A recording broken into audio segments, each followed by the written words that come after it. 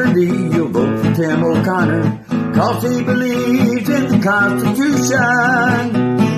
And as your assemblyman, he will be your voice. He'll never let you down, make him rejoice.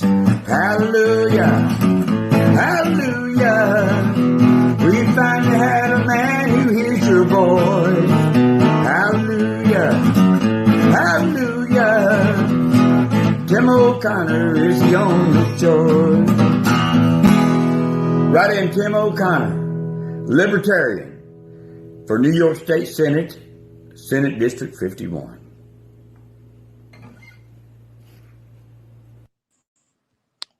All right, guys, it's October 30th, 2020. We're about, I don't know, 2, 3, 4 days away from this big, huge election. Yep. And so here we are. Let me get this.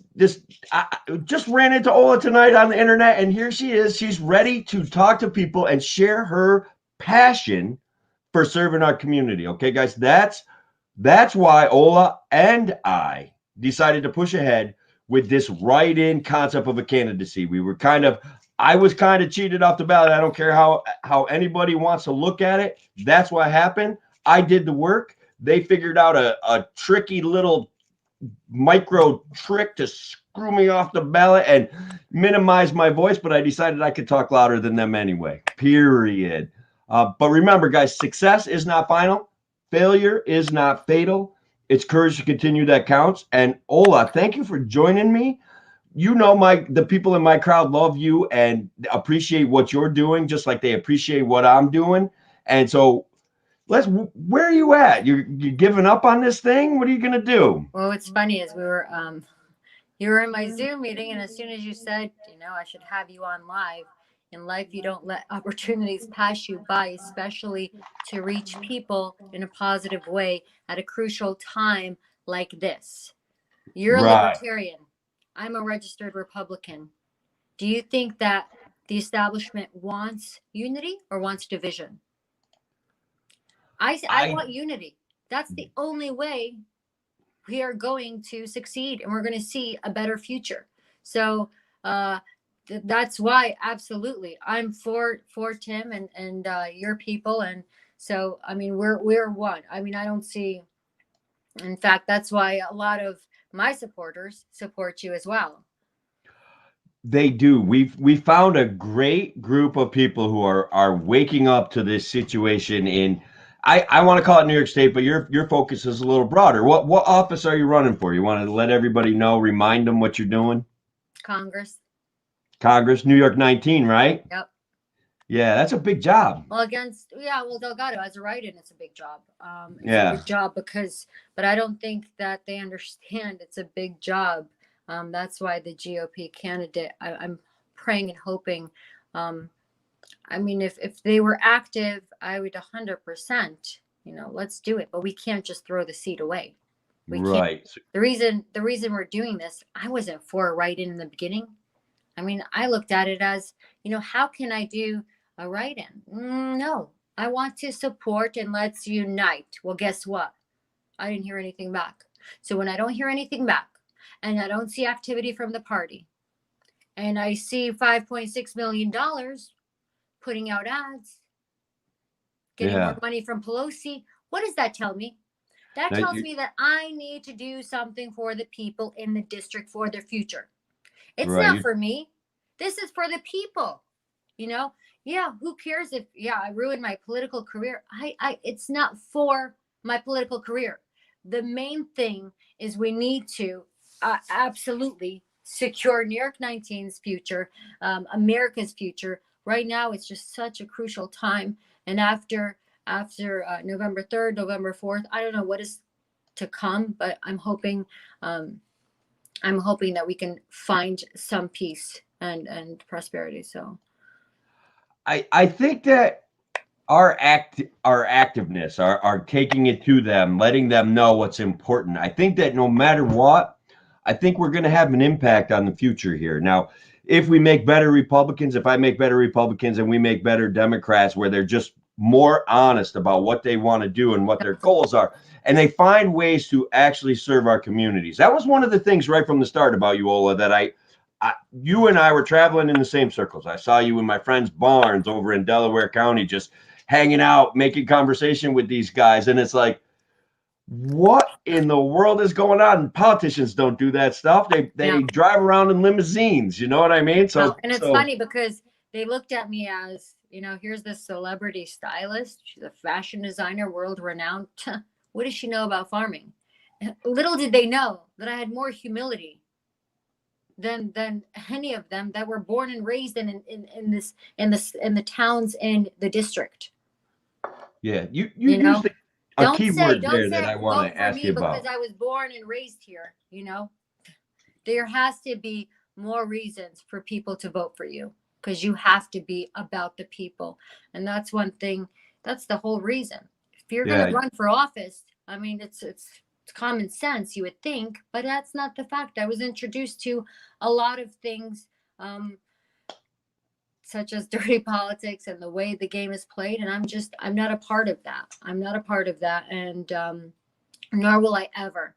I don't think there are some people that can be influenced and others that can't, and I'm one of those that can never be influenced against what I believe in and what I stand for. And that's just, I worked in a liberal world my entire adult life, in the entertainment industry with liberal artists and celebrities, and that didn't shake me. I will never change my views. And now going into politics, that's not gonna, greed, selfishness, money, power, those things don't matter. I do not look at things in a small perspective, like what's, today, tomorrow, what am I going to gain? No, it's about the people and how powerful you can give, fighting for your country to secure the future. I mean, America, we live in the greatest country. What are we doing here?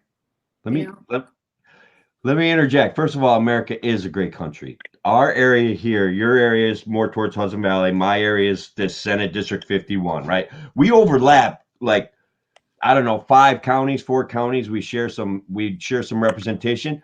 So here's one thing I want to talk to you about. This is my friend Neil Hanslick, grew up in Oneonta, New York, just one of the lower decker kids, and we used to kind of rumble it all up, and we're actually, Neil and I share a birthday. But he's one of the many, many people that have left New York State. And guys, as what I want to do is change that dynamic. What I'm going for is to bring that back around. Too many people have left this state. What do you think about that, Ola? You think that's a worthy goal? Well, that's what I've been saying. I've been putting that in everything that I put out there. That's, of course, it's a worthy goal. I mean, we cannot, the population in my district, at least, is going down 0.5% every year. People are moving out. Businesses are closing. Farmers are shutting down. They're moving out, filing bankruptcy. Homes are foreclosed. It's ghost towns. And the entire, Ulster County, Dutchess County, every county has issues, but the major issue is, the neglect of the entire district. Why is our district so neglected? And why do we encourage people to move out? Like I said the other day, I mean, there are hundreds of reasons why to move out of New York. Why aren't we putting out one reason to stay? Why are we not fighting? My parents have been in Dutchess County for 44 years. They're not going anywhere. They love New York. They are New Yorkers. They live the American dream. They created the American dream. Okay? Yeah. And so they appreciate that, and they're giving back, so that is what I want to encourage. And I don't like to see people moving out of New York and to see what's going on in New York City. And this is another thing.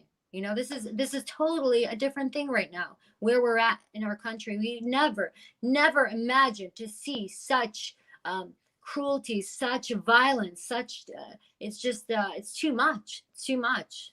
Yeah. We've got to turn things down a notch, right? We've got to start being nicer to each other. Here's another guy, grew up in Otsego, my friend Brian Campbell. Served in the military for, I think, 20 years. I don't know. Now he lives in Virginia. And what's going to bring a guy like that back? And I can tell everybody right now that we are anti-business in New York State. We are too high tax and we are overregulated. So Ola has a different focus. She's going to focus and take this fight to the national level. I am going to get busy, and we're going to get busy fixing things in New York, top down, bottom up. That's how we're going to do it. She knows who you guys are, and she's willing to do the hard work just like I am. That's why that's on a Friday night, instead of hanging out at a party, we're sitting here talking to people on the internet, right? Hoping we get this message out. I don't mind being on the internet. I don't like going out. No, that's, yeah. So I completely agree with everything you're saying. I mean, we have to change things. We have to, and in order to do so, it's just we working together and what we're doing right now, and opening people's minds to that. And I don't see why upstate New York cannot be a manufacturing hub. I mean, it should. We should, it's just, there's so many things that we can do and so many opportunities, but it's like, I don't understand. Of course, there's a lot of gray areas that people don't hold others accountable, and it's time to change that. Yeah, we need accountability, and so I agree. We need accountability.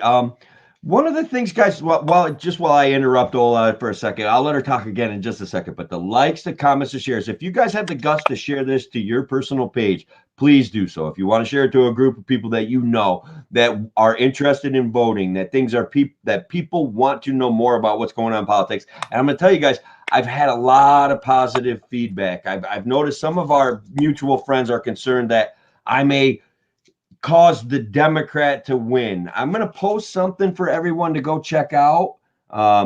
First of all, you don't have to worry about me causing the Democrat to win, because I talked to the Democrat. He's not the worst guy in the world. He's a 6th-generation farmer. He wants lower taxes. He's going to do it wrong. Okay. He doesn't have as good ideas as me, period. Okay. But if you go check out this Wikipedia link, guys, and you take a look at the numbers, what I am doing is seeking impact. And if I get 5,000 votes, those guys are going to have to listen to me. And I'm going to keep going after them. That's it. This is my life's mission, is to straighten out New York State and turn it in a better direction. I think that Ola feels the same way. You want to, there you go. You blacked out there for a second. It scared me. I thought I lost you. You got sometimes I come up with solutions, and if I was to go to the New York State legislature, I want this law written. Do you have anything like that you're going to take to the federal legislature, the House of Congress?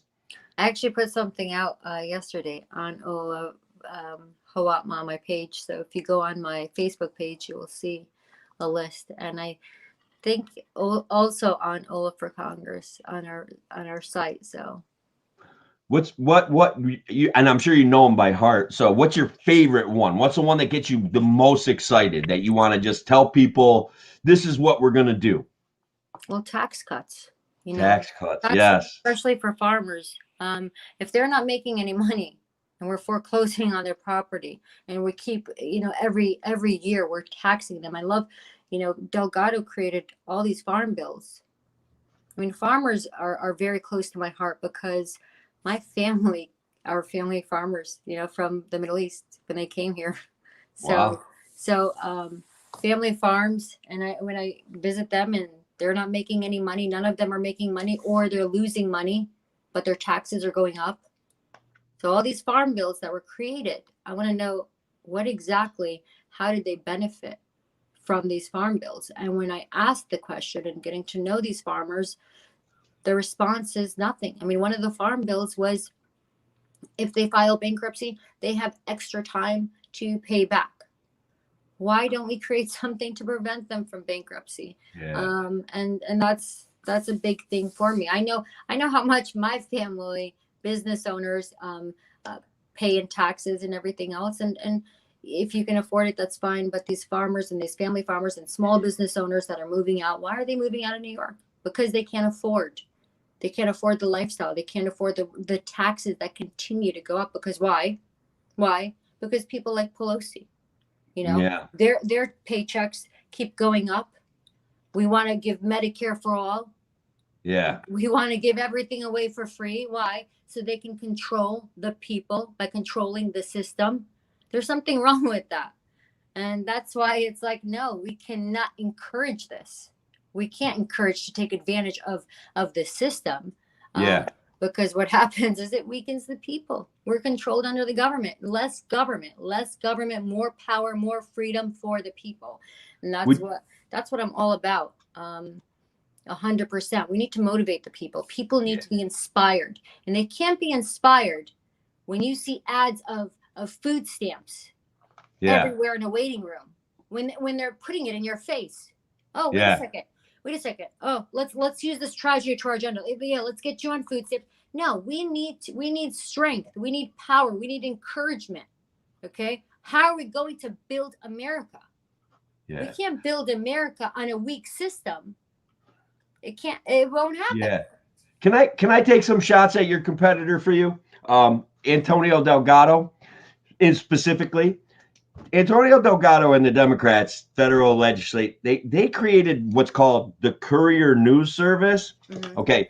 What the Courier News Service is, guys, is an advertising arm of the Democratic Party, okay? And so what they do is they write these fake articles, and Delgado puts them out on Facebook, and they run down your page where he's going to take $50 million and hand it out to local farmers. And what Ola's saying is she's talked to these guys, right? No, they got none of that, right? They got no money from him. No, I've seen their milk trucks. I've seen what they've gotten. It's funny because when I say accountability, I want to know, okay, if farmers were given X amount of money in the state, the money that's coming in, the grants that are coming into the state, we need accountability. How is that being distributed? How? To business owners, to farmers? I got a phone call the other day. It's so funny because it's like, it's just, there's the gray areas that I talk about. And we need to start. I mean, if 50 million came in, why are all these farmers still struggling? I mean, why are their milk checks for $47? Why? Because we dump expenses onto them from the government that they can't handle. They shouldn't even be involved in having to handle them. And guess what? They can't even develop their own properties the way they want to, or they're going to lose their low property taxes. And then we force there's new restrictions. Check this out. There's federal and New York State restrictions going on farmers where they're going to have to put a greenway in between their productive fields and their water runoff. And guess what they can't do with that property is put houses there or something like that, because they'll lose their low, we'll call it low taxes for being an agriculture producer. Stuff like that is ridiculous. I'm standing against that. Ola's standing against that. I totally stand against that. And I feel like they're doing that intentionally to shut down small family farms to be dominated by the big ones, and welcome to communism. And that's what I'm afraid of. Someone the other day laughed and I said, let's save this country from socialism. And he was, this liberal just came out and said, socialism, LOL. I said, no, I'm sorry. Socialism is a thing of yesterday. I mean, communism, because now you're taking our property. Yeah. Right. Welcome to the future of America. If we don't put a stop to it now, and it starts from the bottom up. Of course, every single voice matters and everyone matters. I mean, my campaign was grassroots, and I'm sure yours was as well. It's just total grassroots, because those are the people that build the district. Those are the people, everyone's voice matters. You know, we can't overlook the small farms and the small business owners and the single parents and the disabled veterans. I mean, you have no idea how many disabled veterans are in the district. They're neglected, just like their district. You know, they don't have dental insurance. But guess what? If you have 5-6 kids and you're on welfare, you have the best. You can take them to a clinic. Heck, you can even get braces. But guess what? If you're a disabled veteran, you're screwed. Let's give a couple shout outs here. We got people giving us comments and stuff like that. So right here, this is Andrew Hamill. Okay. He's a young guy. He's like in his early 20s, and he's running for town supervisor out in Maryland. And he wants to like start right there, building up a whole new town of Maryland. And he's going to like clean up the streets, which they're not like horrible, but he wants it to be nicer, right? That's one of his goals. And he wants to challenge the decisions that the town supervisor is making. And here's another thing that I think a bunch of us can get down with. He, as a candidate for town supervisor, he wants to take a firm stance against Mario Cuomo. Mm-hmm. What do you think about Mario Cuomo, Ola? What do you got for my viewers about that guy? I'm not fond of him at all. I think he's a joke. Yeah. Someone the other day was defending him on Facebook, and I said, "How? You're not even from you don't even know what you're talking about, just to argue with me." He's done nothing. He's done more harm than good. I agree with you. I think everything, first of all, taking all that power to the state and concentrating it in his hands was a huge mistake. So I see, like, every once in a while, Rand Paul and Thomas Massie, not our local legislators, not Antonio Delgado, not Anthony Brindisi, right? These Rand Paul, Thomas Massie, these guys are taking shots at Governor Cuomo. If you get in office, are you going to take shots at Governor Cuomo and promise us to excite our representation, get our local elected officials? Why do I have to wait to get into office? Yes, I know. We don't have to wait. I'm not going to give up. Of course I'm going to take shots. And, everyone, I have a platform, and I've extended that platform to my followers and supporters. And so with that platform, yes, let's use it for the good of the people. In order to do that, we need to take shots at him. And it's not even take shots, but it's just holding accountability, putting him in his place. And during COVID-19, what he did was absurd. I mean, where's the accountability there?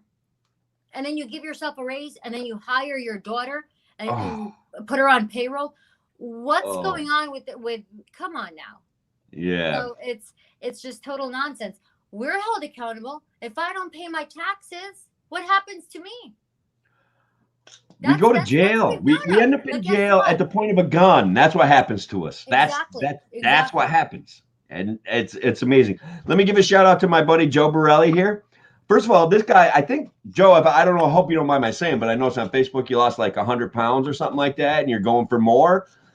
He's a Wayne County libertarian, and a lot of libertarians and a lot of conservatives, whether we're so close on so many issues. That is a place where we can start to coalesce some power. Like, we are the power, and these statists, these guys that love the statists, they want to grow the government all the time.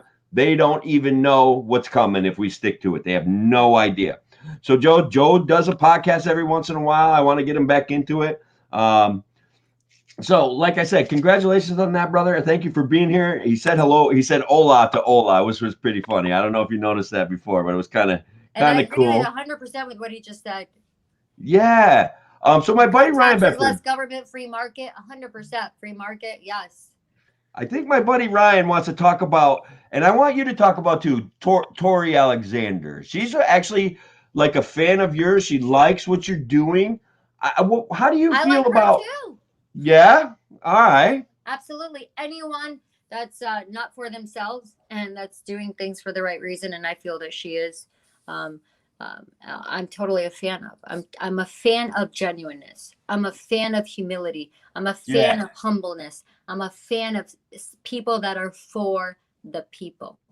You and her, like, why isn't this race between the two of you caring about our community and coming together on good ideas and just saying, all right, vote for one of us, but we're going to share these great ideas. You know what I mean? Like, you and her have a lot, like, first of all, you're smarter than the other two guys. I don't care what anybody says. Like, this male-dominated nonsense. And guys, I'm a guy. I still want votes. Don't get me wrong. But when we have compassionate, caring people like Ola and Victoria, and then these two guys are the ones that are on the ticket, like, what kind of joking around clown? What is going on in politics? That's what I want to know. I spoke to Victoria, and I mean, if I wasn't going to do a write-in, I told her. I mean, she has my support because she seemed like a very genuine person, and by talking to people who know her and seeing what she's done in her actions, I got that vibe. I don't go with establishment or popularity, please. Let's save that for someone else, because I go for what's real. And what's real is what's going to make a difference. All right, my buddy Joe Keto, paramilitary, former military guy, paratrooper. You can see his that's a picture of him jumping out of a plane. I love guys that did that for us, but that was not for me, man. I was busy, going to college, studying economics. By the way, guys, don't mean to brag, but I actually have an economics degree from Binghamton University, which is one of the best day schools in the country. I'm not just whistling Dixie, guys. I'm bringing real ideas. And guys, I got to get a return. I got to get a return on the investment for my education that up to this point I wasted.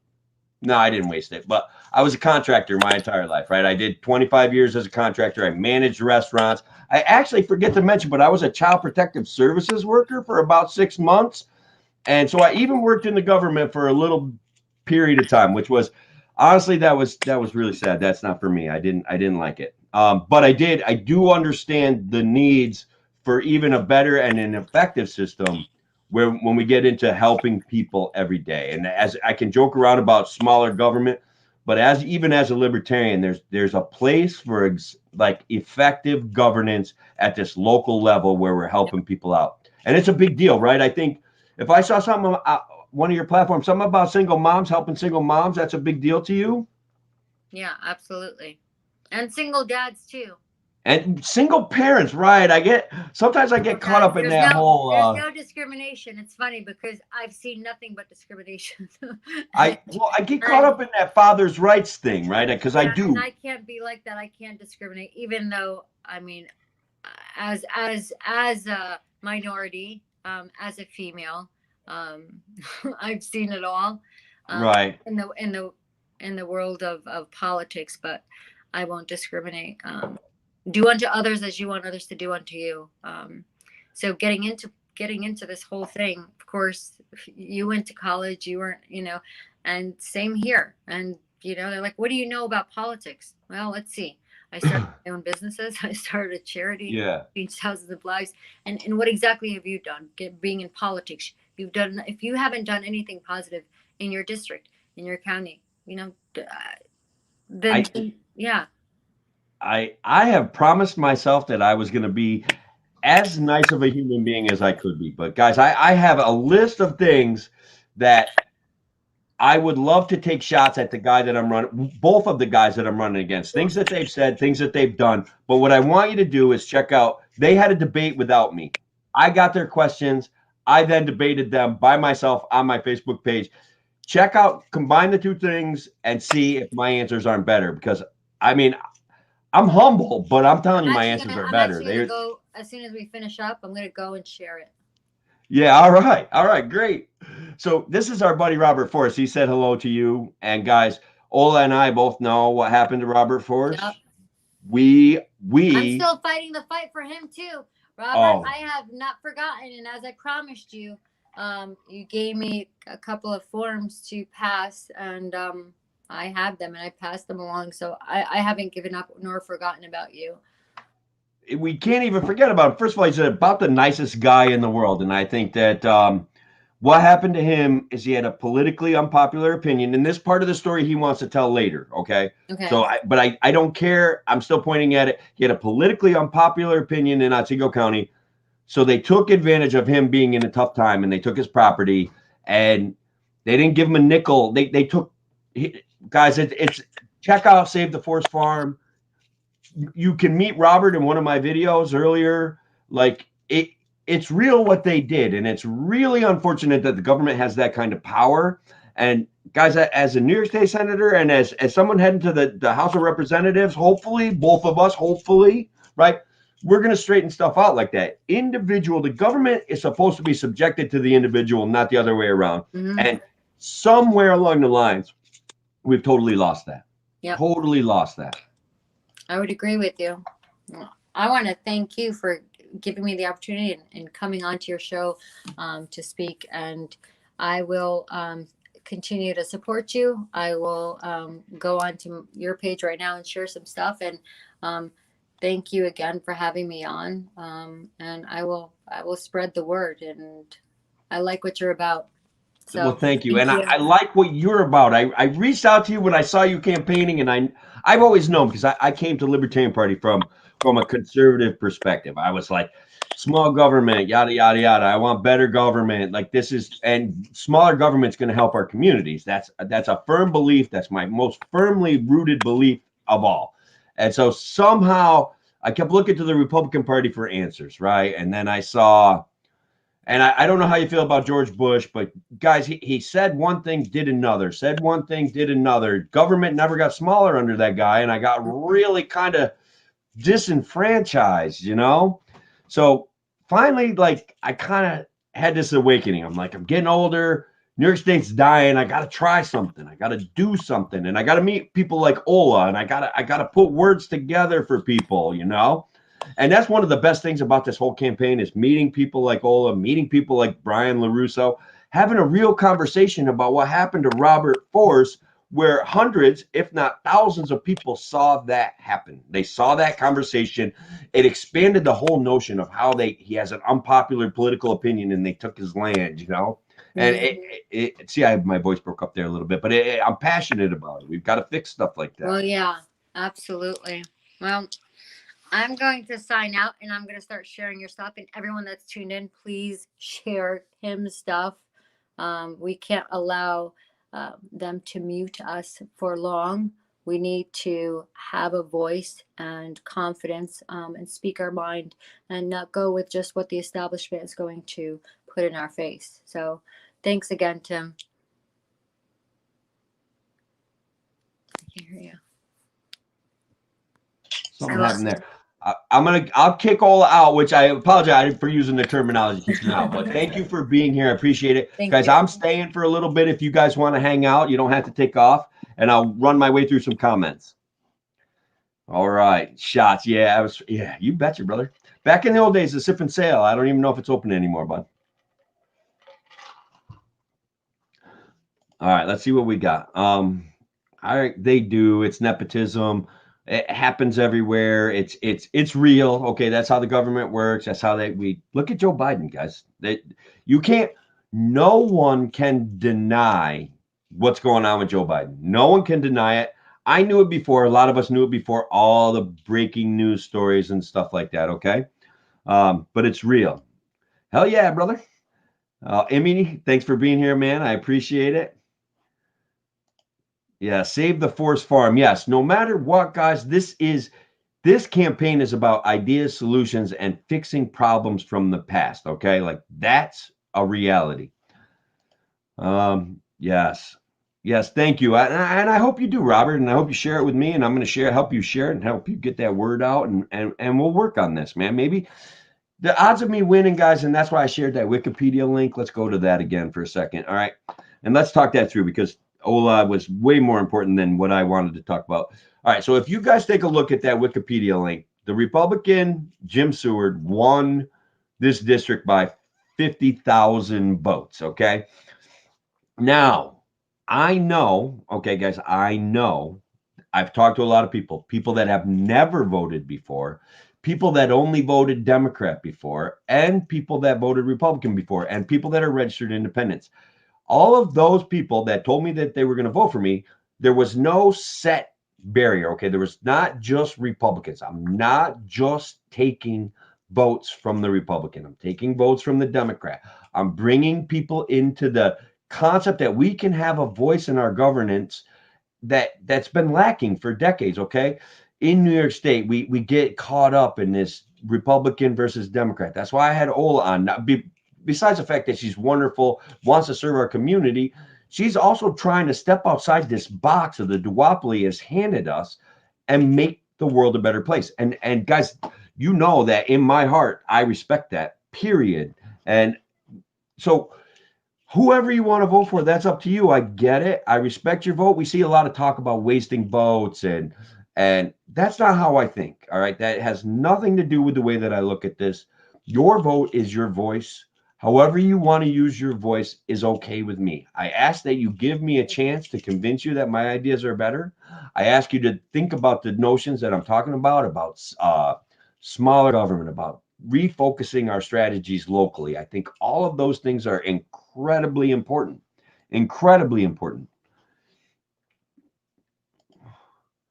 The fiscal response. Yeah, I love that. I have had about 14 different ideas for caucuses, like libertarian caucuses, and I think all of us guys would like join them. Like,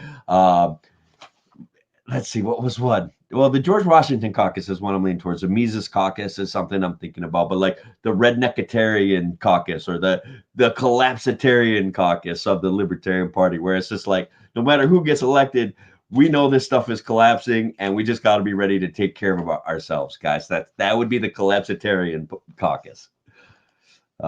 Thank you, Brian Campbell. Thank you for being here, brother. I hope the weather's better down there than it is up here. I know that's why you left, is the weather. Rodney Earl, man, this guy is a blast from the past. We go back to high school, off and on friends. We've been friends on Facebook. It's going to be like, this is a guy that needs representation. I need representation. You guys need representation. I love that people are joining me in this, even this conversation. Like I said before, just moments ago, who you vote for, your vote is your voice. And guys, there's libertarians that are like, don't vote because you're giving them consent. I don't even know what that's about, man. We might as well fight a battle. We might as well fight this war. Yes. Okay. You got it, brother. I will help with whatever I can. It is about the Constitution, guys. And the Constitution has been like, I don't know. I want to say it's been decimated. We don't even talk about individual rights anymore when we talk about the government, man. We don't even talk about, they talk about programs and they talk about quality of life and they talk about protecting us from invisible things, guys. Okay. Like constantly there, you know what I'm talking about. They're talking about protecting us from invisible things, man. So guys, I had a wonderful piece of luck. Wonderful piece of luck. Back in March, around the beginning of the COVID crisis, I had someone reached out to me and asked me to be in the Pulse of the Voter. And I was right at the moment. That was the moment of decision, right? When this person called me and they're asking me questions about what I think about the government. And that was the moment of decision where I said, you know what? I'm running for New York State Senate as a libertarian. And I'd been researching it a little bit, and it all of a sudden just kind of clicked. That was the moment. So it was back in March. So basically, recently, yesterday, I believe, they re-interviewed me to see where I still stood on my political stances, to see if I was still going to vote the same way that I did, and to ask me a little bit about my campaign. It wasn't too much about me. They wanted to talk more about national politics. But here it is, guys. That's me. And so I am the write-in candidate for New York State Senate, as you guys know, District 51. And so they asked me a lot of questions. And so we get mad at our local newspapers and stuff like that. And I understand it because, guys, they have some of the most challenging positions when they get to their staff writers, to their opinion writers. These guys are part of a big centralized piece of this news organization that owns the Daily Star. Okay. So they put together some of the most offensive opinions possible. But then when we get down to the local level, guys, and you know I'm a localizer, guys, that's what I want to talk about. Local politics. I want to talk about local people making good decisions. This young lady, I think she's young, I don't know. She was wonderful. Her name's Allison Collins. I don't chase her down or anything like that. She deserves privacy, but her name's in the paper, so I don't mind saying it. She wrote an article. She called me. We talked for about 10 minutes, and she was just like, I don't even have any questions. You just nailed it, and probably from doing this show and having conversations and whatnot. I just had my ideas all coalesced. But there was a couple of things that when we talked about, I want to expand on, all right? And I kind of highlighted them, and I'll read. I don't want to bore you too much, but I'll read from the article, okay? One of the things about New York State, we're waiting for big business, and we're trying to bribe them to come in, okay? So if we were to look at this paragraph, I said we're waiting for big business to come in and generate tax revenue so we can pretend to educate, save the children, but we're still going to lose them. I want to expand on that, okay? Because that was a moment of excitement, and I wanted to impress this reporter, right? So we're waiting for big businesses to come in New York State, and we're actually going a step further than that. We're bribing businesses that we Governor Cuomo and mostly Governor Cuomo and his cronies, but to a lesser extent the the Democrats that control everything in there all agree that we should be paying off big businesses to come here to get job creators in our areas.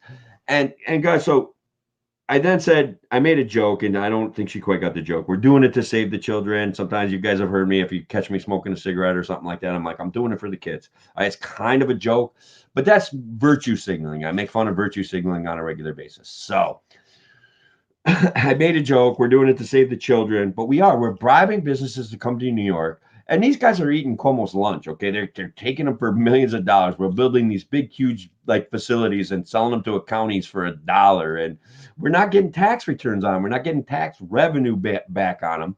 The latest example, and again, the Buffalo Billions keeps haunting everyone. This guy gave away the house to get a business here, and it was supposed to be a solar panel business. And then finally, Elon Musk said, maybe I'll come in and take over. And he just ate Cuomo's lunch, guys.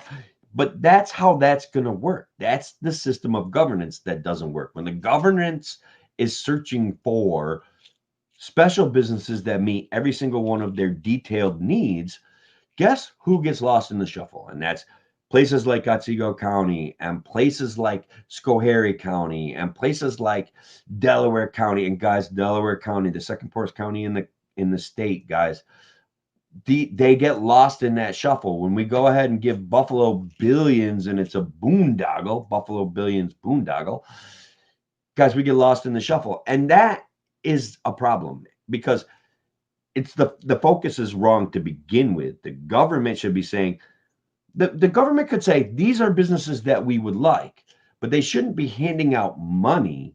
Like, we could do pre-approved certificates of need in some of these denser urban areas. They have certificates of need. You have to prove to the community, excuse me, guys, that the business is important, or that it will be successful, or that.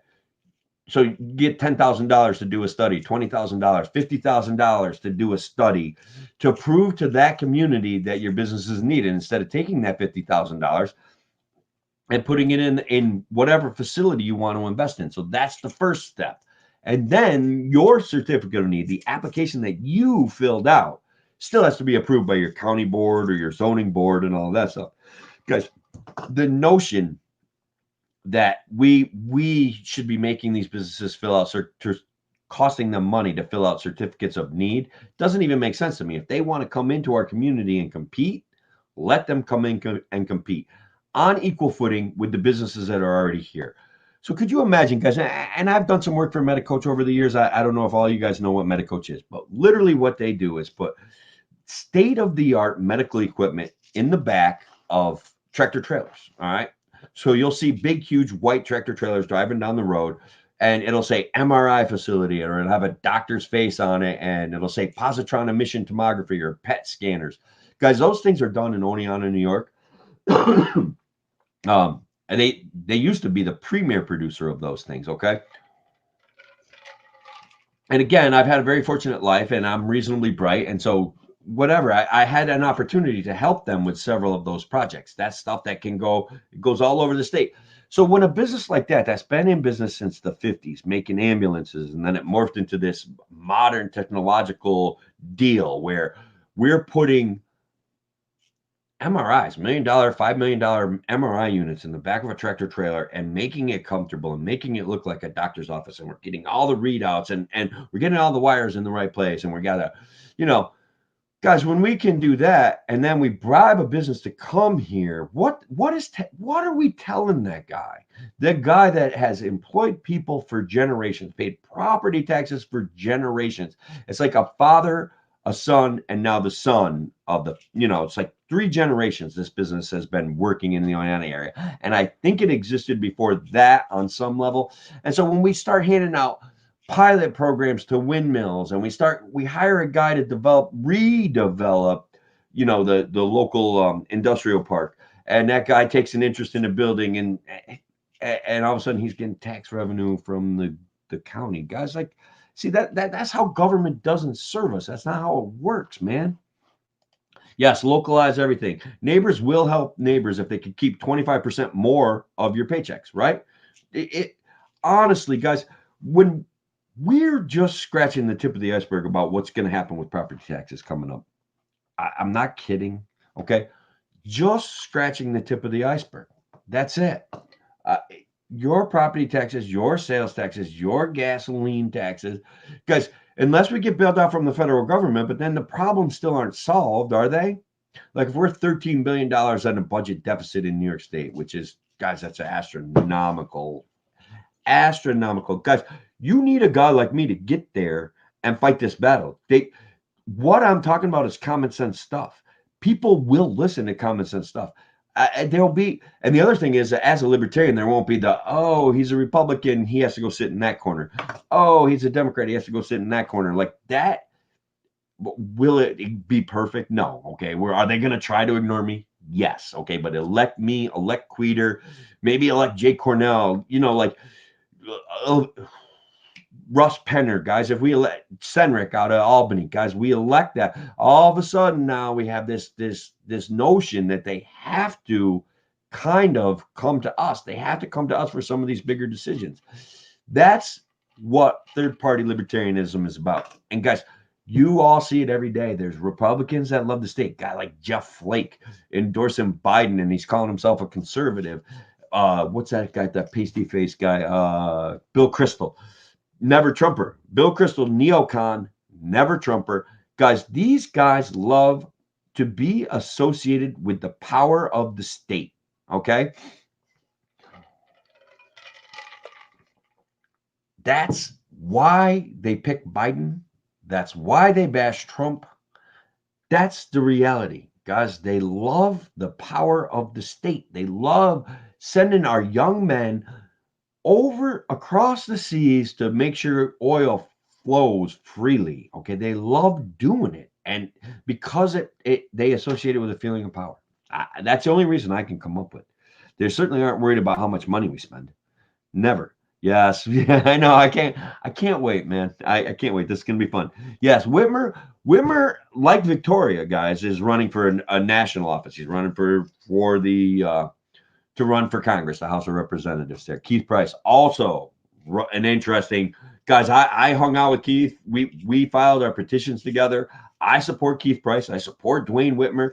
I support Russ Penner. I support Thomas Daniel Queter, who is in a two-person race in Senate District 52. And guys, we're all worried about, Republican. We're going to take a spot from a Republican. We're going to take a spot from a Democrat. Stop worrying about stuff like that. Go check out Queter's platforms. Go check out what Queter's doing. Queter is one of the most amazing individuals that I've had the fortuity to meet during this campaign.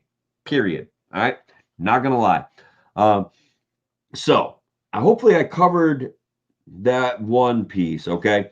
The other thing is, I said something. We have to change our governing philosophy away from begging the state for handouts.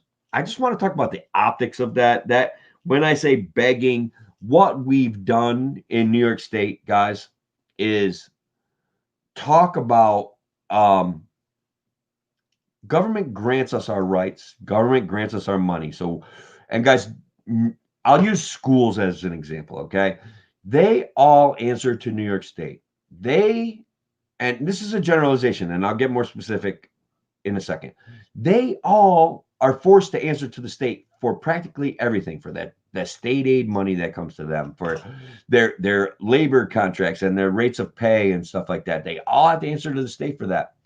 Now, that doesn't mean that there are superintendents and teachers that know that they're serving their community and that is their most important aspect of their job, because there are. But the bad superintendents have every way out to not serve their communities and to only serve the state. Okay, they can force communities to accept their bad leadership. And guys, I'm not talking about Michelle Childress Osterhout. Guys, you saw me talk to her. She's the vice president of the NAACP. Guys, she knows that she's got to serve. She's a libertarian. She won't admit it. Well, she kind of admits it. She kind of doesn't admit it. She's a wonderful person. She's brilliant. I want to bring her into this libertarian movement that we're growing here in Otsego County, and I hope that she joins us. I think that she will. I think she's not as excited about politics as I am, and she has a job as a superintendent. So they've got to watch their step about politics. That's fine. She's brilliant. She's smart. She's fun. And that's the bottom line. That's how we're going to get better. So she knows, she understands serving the community. I have another friend. His wife is a superintendent. They understand serving the community. I feel like the people in Oneonta feel like they serve their community. Okay, I don't want to knock. I don't want to point my fingers at anyone specific, because I will after the election, unless I get elected as a senator, and I'll still stay nice. But I'm still nice about it. All right. But there are things that need to be fixed on the local level, with people answering to their state and forgetting that they have to answer to their community, that their community is what they have to answer to. And they can take whatever political platitudes that they want, but the money that comes from the community, those things, that part has to be respected to the best of your ability. I know there's lots of challenges because of all the laws those guys have to deal with. And I don't know how they do it sometimes, especially the good ones. I don't know why they do it. Yes, none of the taxes are going forward to what they're designated for. I know, but I know. Yeah. And guys, sometimes we talk about taxes and money and stuff like that, and where's our money going? And I get thinking, like, dude, I don't know. The debt that we're taking on the federal level is bigger than the GDP. So are we even really paying taxes? Isn't it just an illusion? Aren't they literally just printing money to fund whatever they want to fund right now? Haven't we totally lost all ability to coalesce around this sense of fiscal responsibility? How do we go back to fiscal responsibility after this? How do we go back? The only way that we go back is if everything kind of breaks. Okay, like if they stop handing out money, or let's say the stock market implodes at the same time as, guys, I don't even want to talk about it because I'm an economics guy. They're breaking every rule I've ever seen. I don't even, and I have theories about it, but the theories are controversial. So, and they could upset some people, and they might hurt some people's feelings. But I'm telling you right now, the money supply, I don't even get it. All right, and guys, I studied it. Like, I don't know. It's interesting because right now the argument is if we experience no negative consequences from all the money that's been borrowed over the course of the last 3, 5, 10, 15 years, why do we got to pay taxes at all? Why even charge us taxes at all? Just print money. Just print money and pay for infrastructure. Fund whatever the government wants to fund. Okay, why, when we're $27 trillion in debt, are we even talking about charging people taxes? I don't know. So I'm not a communist, guys. I'm telling you, I think that we should get back to some sort of connection to your time is valuable. Your rights are important. That's how money's supposed to work. It's disconnected right now, guys. I'm not even kidding. Yes, I know you are, brother. And I know you served our country, and I appreciate that.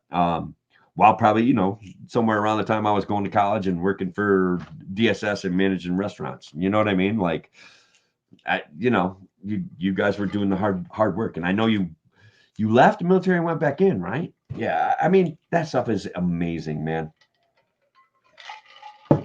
I appreciate it more than anything. Where beats me?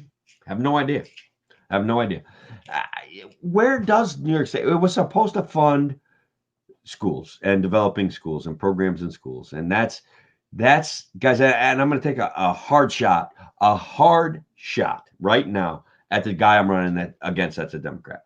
His goal of taxing Wall Street to fill school coffers is going to chase money out of here, period. Money is mobile, okay?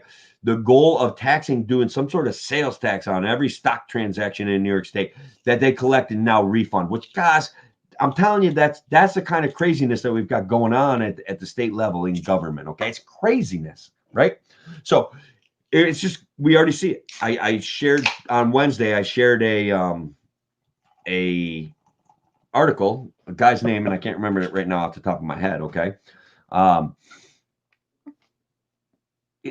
He moved half of his business to Florida already. Guys, the stock market isn't what it used to be. It's a digital platform for exchanging stocks.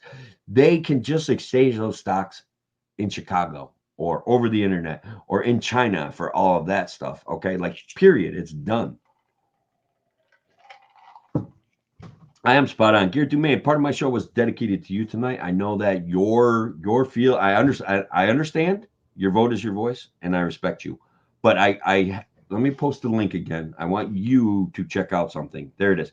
I want you to go to this, and I want you to take a look at the numbers and see if advocating for what I'm advocating for, okay, for what I'm talking about, for giving me your vote as your voice will be valuable to you. And it may not. And I still respect however you decide to vote.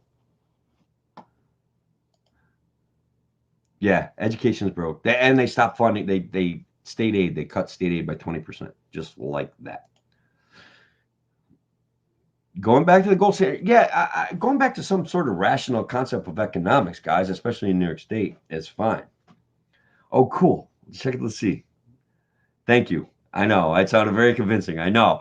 God, I've been talking for an hour now, though, brother. Okay, and some of the things that I do say are convincing. And some article, like people chasing the stock market out of New York State, do I have to have the specific article for you to see that, or can I just say that I mentioned it on Wednesday night? And if you want me to look it up for you, I can. Right? It's not I can't remember anything about it, bro. It's the bottom line is that it happened, okay? But still, thank you for being here. I appreciate the comments. And guys, if you guys want to make fun of me, that's fine too. I love it. Guys, I'm a guy's guy. I don't care if you want to make fun of me. All that stuff is fine, man. It's perfect. Yes, Lotto Cash goes, every tax that we charge goes into the general fund. And then it goes wherever it wants after that. Whatever. It goes to like Delgado's Courier News, where he's going to give out $55 million to local farmers, and no one ever sees it, ever. Like, so the biggest farms, big, huge farms that can afford lawyers know how to apply for grant money and know how to get their chunk of that $55 million. But when it gets right down to a 150-acre farm, which my brother tried to start, there's like $1,000 fee to fill out paperwork and submit it to be an organic dairy. Okay, then there's this, you've got to have like this diagram, and then you got to get your water tested. It's, guys, what they do for big farms versus what they do for small farms it's amazing. It's horrible. Amazing in a bad way. All right. I know, man, and I respect you too. I want to be honest about that. Like, it's not an argument. I want you to think about offering your vote to me, and I do want you to think about it, and I think you have thought about it. So that's fine that you're not quite there yet, and that it totally is. Believe me, my goal, I'm seeking impact.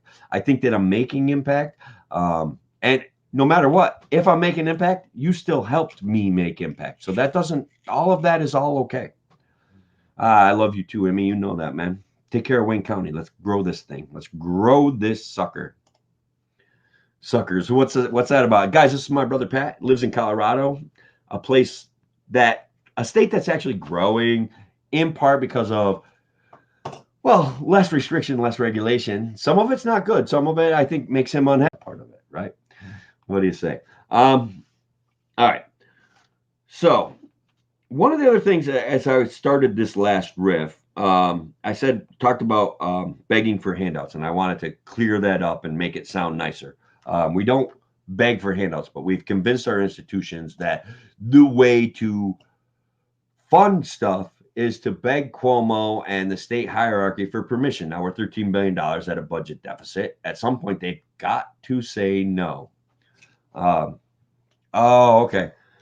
So then I said something that sounds really negative, okay? And I just want to be clear that I think we're going to fight for the change in New York, all right? So that's what I'm talking about. But we need to take a proactive stance about deregulating our economy. So I said we need a proactive stance in bringing entrepreneurship back to our communities. That's what I was talking about pre-issuing certificates of need, lowering the requirements for certificates of need.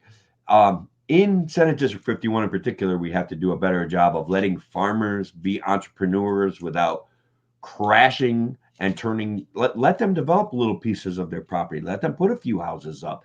Let them do whatever they want, and don't crush them with taxes, guys. That we have all these huge available tracts of land that people could get interested in. And yes, there will be people that come in and buy farms and take advantage of the new regulations. and we can straighten that out when that happens. But we're so far behind on that curve that we could use a few people coming in and taking advantage of opening up our markets, of finding ways to afford housing for people in New York State. That doesn't involve the government going to the bigger government and begging money off of them, because all that does is create a burden on the communities. It raises your taxes, whether directly or indirectly. Okay, here's what my brother was talking about. We have those same laws. New York State has those same laws. The law is, by law, the budget is supposed to be balanced in New York State. Every state is not supposed to, like, it's a federal requirement that the states run balanced budgets. I think there may be some like exceptions, but they can take on some long-term debts, okay, for infrastructure, stuff like that, okay. So up until this year, New York was, doing a decent job. Not always. They were much better at it. The New York State's response to COVID blew up our debt. Shutting down upstate New York, we're already more socially distant than Sweden. We're bigger than Sweden. We have the same number of people. Guys, I did some math, all right? Sweden has about, if I remember correctly, $10 million, and that guy can start making fun of me again because I'm going out of my brain. They have about 10 million people in Sweden. We have about 10 million people in upstate New York. We're about 3 times the size in upstate New York that Sweden is. So we're already more socially distanced than Sweden. And they closed us down just like they closed down the city. And so now Cuomo finally listening to not political scientists, and he's targeting COVID hotspots and closing them down. And that would have been such a much better program. We could have started it back in July. We didn't even really need to shut down upstate New York, honestly. And people are paranoid. They're going to get mad when I say stuff like this. I don't care. You're wrong. Check out the science. Check out the data. I'm not kidding. All right. Didn't have to happen. Oh, so you have to take it to a public referendum. Guess what? New York State doesn't have a mechanism for public referendums anyway. So, like, let's say my buddy Garrett, who's here, wants to come up with this law, and everybody in the state, all 20 million of them left, or 18 million of them left, want to come up with this new law that everyone loves. The legislator can still say no. It will never get to a ballot. Like, that's not how New York State works. It's very disappointing. Yes, the farmers would be much better off. And guys, we can help farmers thrive. You've heard me talk about it. Fill your freezer with food from your neighborhood farmer. Period. There's lots of them that are growing beef. They have an exceptional product. It's delicious. All of those things, guys. It's really, really, really a good way to go. Your neighbor's happy. You're happy. You have food for months. And I have like 4 people in my house that I feed regularly. And we have beef for months when we do it. Yes, I think that Colorado has a much saner governance structure, but I'll let my brother answer that. Let's see. Money has to go to the voter-approved purpose, or it goes back to the taxpayers, not to a general fund. Wow. Let me just put that on my platform right there, okay? I love it, guys. I love it. And guys, that's the thing, right? The government has too much power in New York State, and who's going to get the other legislators to listen? A Democrat who they're going to strong arm and say, you got to vote with the party, a Republican who promises to be really good at reaching across the aisle. Okay, that's what he said. I'm quoting him from his debate. Okay, he's going to be really good at reaching across the aisle. Both of them, guys, promise to be really good at bringing home the bacon. What bacon is left after we're already $13 billion in deficit, and we have a law that says we've got to have a balanced budget? There's no bacon left to beg back to our communities, man. That stuff is what fails upstate New York over and over again, period. Yes, we are. It is absolutely correct. You are. I think we had one recently. Yes, we had one recently, Garrett, within the last week. But guys, there's no details about it, and at some point, guys, I got bad news for you. Every single one of you is out there. Like, we don't last forever, man. There's an expiration date, whatever it may be. And so it is a frame for power, guys. Oh my God. All right. I'm at about an hour. But guys, check this out. Who saw the Twitter thing that I posted on my page? I posted a video from Twitter. Some guy had a vantage point in Paris. They were going to reinstitute this lockdown in Paris to kill COVID and like traffic jams to get out of the city. You guys got to check out that video. It was like the lockdown was coming up at midnight, and man, people are leaving Paris by the droves. Guys, I'm telling you, in an age of a virus pathogen, a viral pathogen that transmits as rapidly as COVID does, and it's dangerous for certain groups of people, low on vitamin D, the elderly, people with comorbidities. It's deadly for them. Living in a big city might be unsustainable, guys. I hate to say it, but it's really dangerous. Like here, if we have a COVID hotspot, the odds I was at that COVID hotspot, 0. I'm not going to be on campus, like happens at the school. Okay. I can like lock my kids in the closet. I'm just kidding. It's a joke, guys. It's a joke, but I can take appropriate precautions to protect myself, period. And so can you in upstate New York. But when you have to ride a subway to get somewhere, and when you have to like live in an apartment building where you've got to bump into people on your way out of the building and you're like pushing the same elevator buttons, and guys, I don't know, man. I don't think you could pay me to live there. Yeah, and they up the testing too, and they're playing with data, and it's political science, guys. It's like political scientists are running the COVID messaging right now. And guys, I shared a Twitter thing with a lot of you by message about Cuomo admitting that this is a fear-based strategy, that people are overreacting and that it's not science-based. And he blamed Bill de Blasio for the overreaction to the Jewish community and the cops going and shoving them around when it comes to them having a funeral or a wedding or stuff like that. It's happened. You got no bacon. I got bacon. I do. I got a whole you can. And guy, I mean, out in Wayne County, I bet you can find a guy that raises pigs, man. Fucking, excuse my language. $400, $500, half a pig, probably. After you butcher it, maybe less. Yeah, you saw it. Dude, it is crazy. Guys, I like to go about an hour. I hope that you guys like this write-in candidacy concept. Guys, that's how our voice gets heard. It's part of being a threat to the existing power structure. All right? If I get in there, guys, all I do is scare them. If I can get them to listen to my economic ideas and solutions, guys, we will immediately make New York State better. Okay, like I'm immediately within a year or two. Okay, it's going to take time. It always takes time. They won't listen to me at first, but I will keep talking to them. None of those people are my enemies. That's why I haven't really trashed my opponents. I don't. First of all, I've seen some of the ads out there that they're running against each other. Whatever, man. None of that, guys. None of that solves New York State problems. And the people behind those ads, guys, they deserve to not be in politics anymore. I don't care what their goals are. Those ads are awful. Guys, you could, both of you, knock it off. You need to be better human beings than that. I'm not even kidding. Yes. Rampant drunkard. It is, man. It is. And guys, I stole that from Thomas Massey. So I take credit for it, but I want people saying that. I want people to really, really realize that we are running things with political scientists. Fauci is a political scientist. He's not, he's a doctor, but he's a political scientist. It's not. All right, you're the man. Yeah, my buddy, like where I used to take my kid wrestling, used to make it every year, and it was awesome. So guys, we're at 1:08. I can't believe how. Yes, we'll talk, brother. I promise you. Whenever we can talk tomorrow. Not even kidding. I'm here for you. It's no big deal. All right, one last comment there. The Spanish flu had a second wave. The people of Denver told it. Yeah, well, that's what the people in Paris are doing. They're leaving. They're leaving Paris. So that's maybe they'll go back later. I don't know.